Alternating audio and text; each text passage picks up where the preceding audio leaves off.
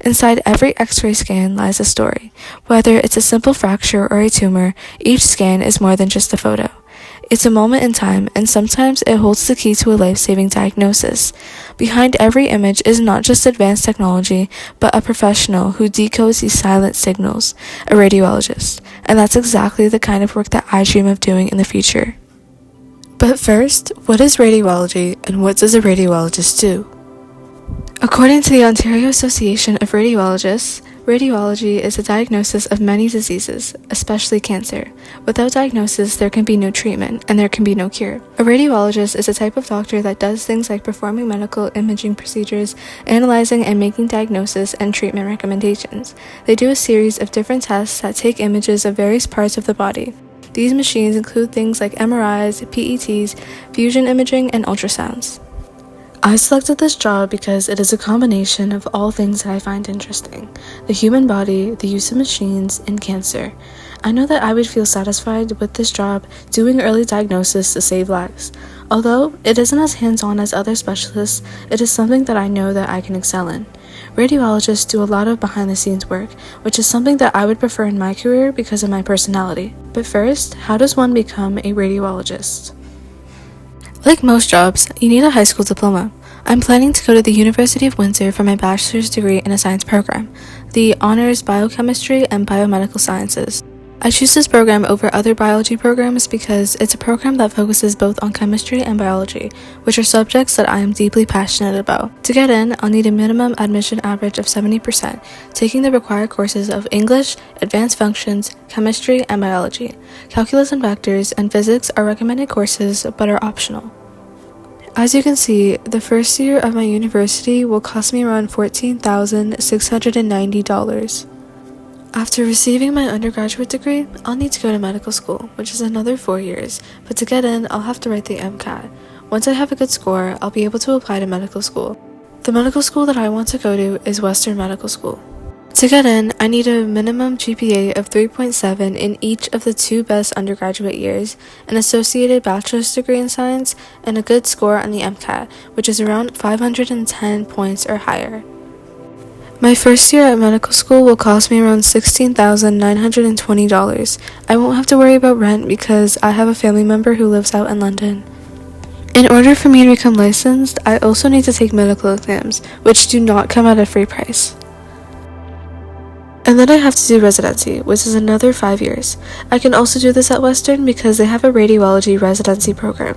Luckily, I don't have to pay for tuition, so I get paid around $70,000 per year. However, education is not all you need to become a radiologist. Radiologists need the skill of having to interpret images, which is something that is not taught in high school. This skill requires a deep understanding of human anatomy and imaging techniques, which are typically beyond the scope of a high school education. I'll enhance this skill during residency and during medical school. Unlike any doctor, I also need communication skills in order to explain in easy terms to patients about their diagnosis. These are required all throughout school, from kindergarten to your final year of school, as you engage in activities like group projects and presentations. And as I progress throughout medical school and residency, these skills are further refined through patient stimulations and real-life clinical interactions. And lastly, because I'll be working with technology often, I'll also need computer skills. Nowadays, these skills are becoming more and more developed in school because of us adapting to developing technology.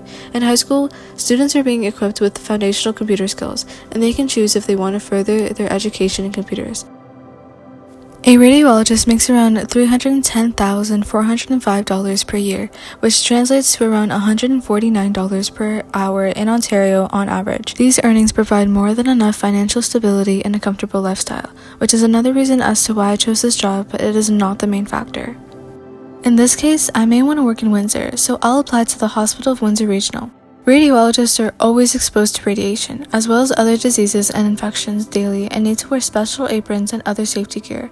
They always work indoors, and they communicate using phones, face-to-face discussions, and emails throughout the day, but they also use time alone to run tests. They usually work a set schedule and at least 40 hours a week, which is the minimum full-time job requirements, and they may work nights. One component that I mentioned that I would like before is the fact that I can catch cancer or other diseases early on and hopefully save a person's life in the end. And as well, I would be satisfied with both working independently and working with other doctors, because radiologists get a mix of both teamwork and independent work. However, the one component that I'm not looking forward to is managing the stress that comes with working in a fast-paced and high-pressure environment.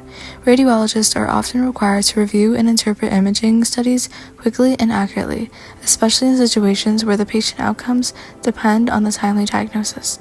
The other component is that they face a lot of challenges with higher expectations in the workplace, especially from other physicians, which requires a lot of confidence and certainty on the job.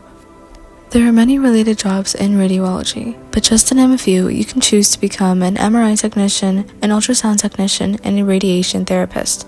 AI is becoming a rapidly developing subject at radiology, and it can certainly help the field. AI is providing clearer images and interacting with machines that deliver results quickly and accurately.